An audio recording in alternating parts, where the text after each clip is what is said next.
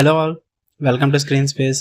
ఇప్పుడు మనం మాట్లాడుకోబోతున్న రివ్యూ వచ్చేసి హీరో కృష్ణవంశీ అండ్ బ్రహ్మాజీ గారు నటించిన అలనాటి రామచంద్రుడు. ఇది ఒక లవ్ స్టోరీ భయ్య. స్టోరీ ప్లాట్ వచ్చేసి సిద్ధు హీరో చిన్నతనం నుంచి ఇంట్రోవర్ట్. నలుగురిలో వెళ్ళడానికి 10 మందిలో మాట్లాడడానికి చాలా ఇబ్బంది పడుతుంటాడు భయ్య. ఇంట్రోవర్ట్ అంటే తెలిసిందేగా. లైఫ్లోకి ఒక ఎక్స్ట్రావర్ట్ అయిన అమ్మాయి వచ్చింది. వాళ్ళిద్దరూ చిన్నప్పటి నుంచి స్నేహం మొదలుపెట్టారు.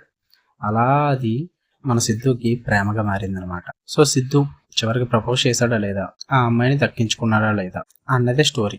ఈ లవ్ స్టోరీ ఎలా జరిగింది అన్నదే మిగతా కథ అంతా. ఇక ఓవరాల్ గా మూవీ ఎలా ఉందంటే, మీరు ఈ మూవీకి ఇచ్చే మీ టైం అయితే పూర్తిగా వర్తిట్టని చెప్పలేను కానీ భయ్యా, ఇట్ వాజ్ ఓకే.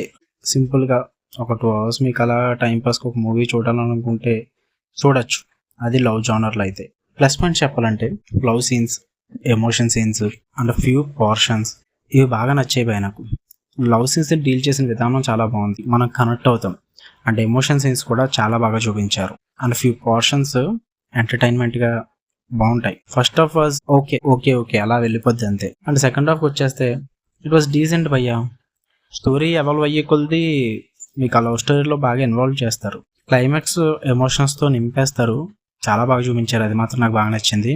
మెయిన్ బాగా నచ్చింది హీరో పర్ఫార్మెన్స్ భయ్యా. హీరో బాగా సెట్ అయ్యాడు క్యారెక్టర్ కి. And music was too good.